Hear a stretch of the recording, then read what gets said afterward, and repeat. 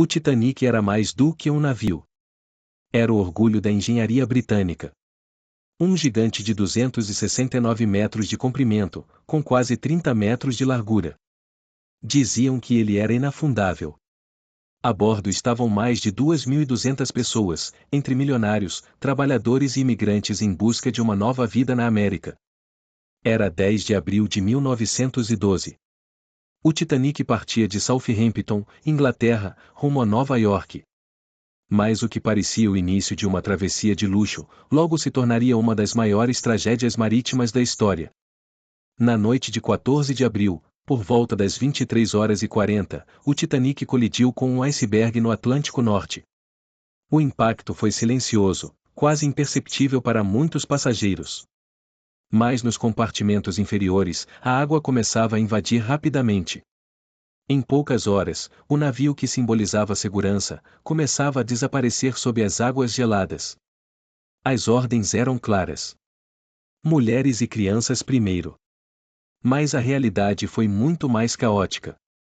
Os botes não foram preenchidos completamente. Muitos homens se desesperaram.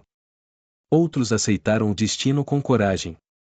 Mas entre o caos, surgiram histórias que até hoje impressionam. Margaret Brown, uma socialite americana, se recusou a permanecer sentada em seu bote salva-vidas. Ajudou a remar. Organizou outros sobreviventes. Confortou os que choravam. Ficou conhecida como a indomável Molly Brown. Sua coragem inspirou todos ao redor. Durante horas, ela manteve o grupo unido e lutando pela vida, mesmo quando o frio tornava difícil até mesmo respirar. Mas Abumi Ozono, o único passageiro japonês a bordo, entrou em um bote salva-vidas quando viu que ainda havia lugar vazio. Sobreviveu. Mas ao retornar ao Japão, foi tratado como um covarde. Perdeu o emprego. Foi rejeitado pela sociedade.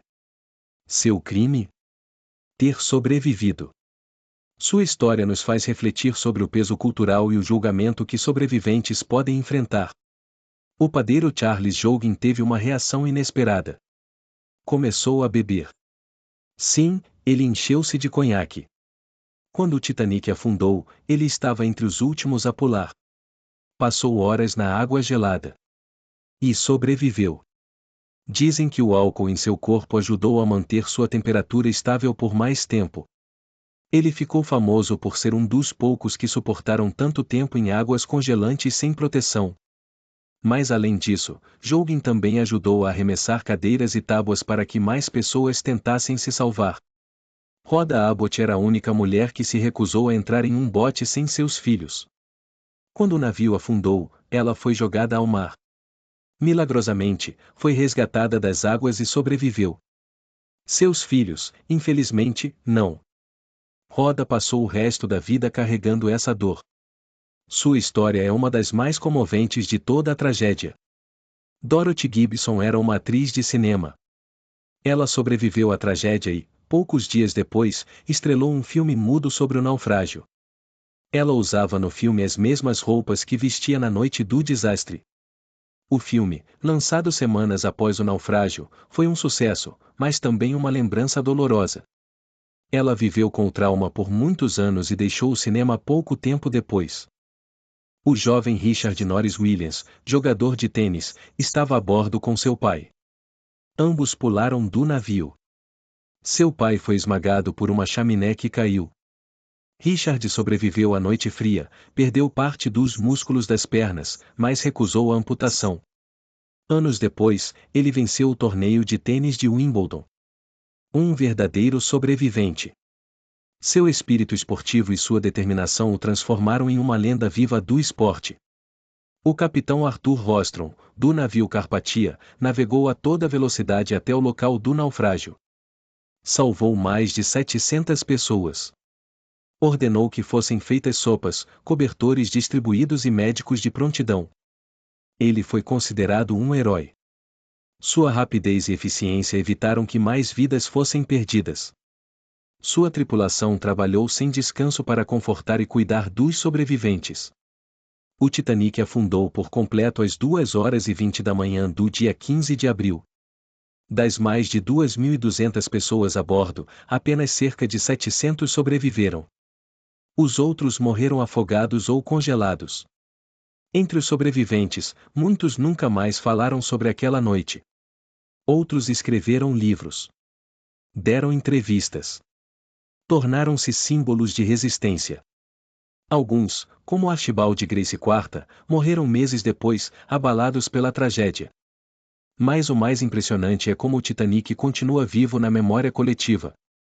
O navio foi encontrado em 1985, a 3.800 metros de profundidade. Desde então, inúmeros documentários, filmes, livros e exposições mantêm acesa a chama dessa história. Porque o Titanic não é apenas sobre um navio que afundou. É sobre decisões humanas. Sobre coragem. Sobre sacrifícios. Sobre o que cada um de nós faria, se estivesse naquela situação. Se você chegou até aqui, reflita. Em um momento de desespero, de caos, de incerteza total, e você seria o herói ou o sobrevivente silencioso? O que vale mais, a coragem ou a vida? Mais de um século se passou desde aquela noite gélida no Atlântico Norte.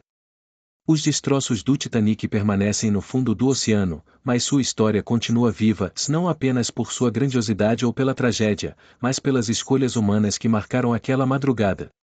Cada sobrevivente carregou uma cicatriz invisível. Cada nome perdido naquela noite representa um mundo que se apagou antes do tempo. O Titanic nos lembra que nem sempre os maiores perigos são visíveis. Que a confiança cega na tecnologia pode ser traiçoeira. Que, em momentos de crise, revelamos quem realmente somos. Há quem enfrente o medo com bravura. Há quem tome decisões difíceis em segundos. E há quem, mesmo diante da morte, escolha o altruísmo. Relembrar o Titanic é mais do que falar de um navio. É refletir sobre nossa própria humanidade. Sobre o valor da vida. Sobre o impacto de nossas atitudes quando tudo está por um fio. Porque, no fundo, o Titanic não afundou sozinho. Ele levou consigo sonhos, esperanças, amores e medos. E nos deixou, para sempre, a missão de nunca esquecer. E você? Consegue acreditar? Esse foi mais um caso do Ninguém Acreditaria. Inscreva-se no canal e descubra outras histórias reais que parecem impossíveis.